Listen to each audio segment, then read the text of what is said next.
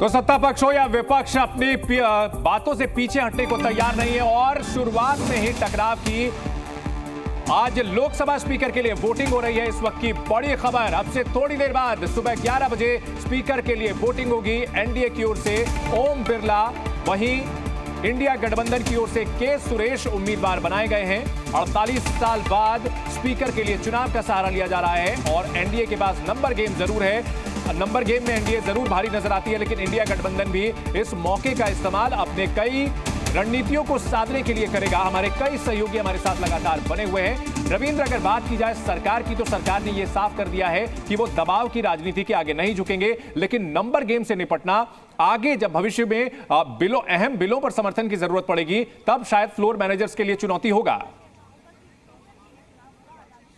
जाहिर सी बात है, इसीलिए आप देखिए चंदन की ओम बिरला को फिर से रिपीट किया गया है, क्योंकि 5 साल का उनका अनुभव था। नया को स्पीकर नहीं बनाया गया इसी कारण से, और उस पर चर्चा भी नहीं हुई, क्योंकि जो समीकरण है वो बहुत सुखद स्थिति में एनडीए नहीं है। दोनों सदनों में अगर देखा जाए तो ये पूरी तरह से भरोसे पर है अपने समर्थकों का, या फिर जुगाड़ का कह सकते हैं, अगर उस शब्द का इस्तेमाल किया जाए तो सियासत में।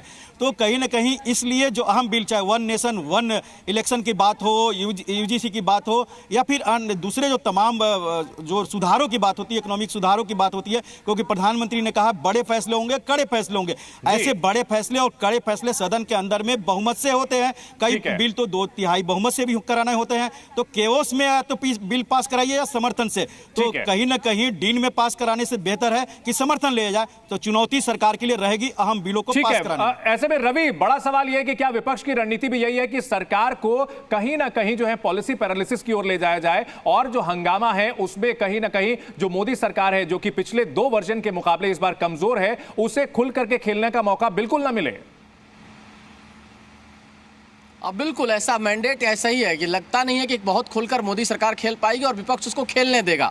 विपक्ष कोशिश करेगा कि उनको रोकें। जैसे रविंद्र ने कहा कि अभी वन नेशन वन इलेक्शन हो, चाहे यूसीसी हो, इस तरह के जो कानून बनाने की बात है, जहां 2/3 मेजोरिटी की बात आएगी, कोई भी संविधान संशोधन चाहिए तो आपको 2/3 मेजोरिटी होगी, तो उसमें स्पीकर का रोल होता है। हो सकता है जैसे आपने कई जगह देखा कि कई सांसदों को निलंबित कर दिया जाता है, उसके बाद जो हाउस में मेजोरिटी रहती है, जो लोग मौजूद रहते हैं, उसमें 2/3 मेजोरिटी गिन लिया जाता है। तो वैसे स्थिति के लिए स्पीकर का रोल इंपॉर्टेंट होता है, और डिप्टी स्पीकर का तो शायद को बीजेपी इस स्ट्रेटजी के तहत काम करेगी। लेकिन इस तरह जो बड़े बिल होंगे, बड़े सुधार होंगे, उनको पास कराना कहा जाए तो बहुत मुश्किल काम हो जाएगा, क्योंकि विपक्ष वॉक ओवर नहीं देने वाला है। विपक्ष किसी मुद्दे पर ऐसे समर्थन नहीं देने वाला है जिससे ये मैसेज जाए कि मोदी सरकार ने ये काम किया और वो अपनी पीठ थपथपाए और विपक्ष की बेइज्जती हो। और इससे पहले अपने दर्शकों को साथ साथ ये बताते चले कि आज का दिन काफी अहम है। पार्लियामेंट पर सबकी नजरें बनी रहेगी। जी न्यूज हर अपडेट अपने दर्शकों को दे रहा है। अब से थोड़ी देर बाद 11 बजे स्पीकर के लिए चुनाव होने जा रहा है। इससे जुड़ी 5 अपडेट आपको हम बता देते हैं। आज स्पीकर के लिए चुनाव है।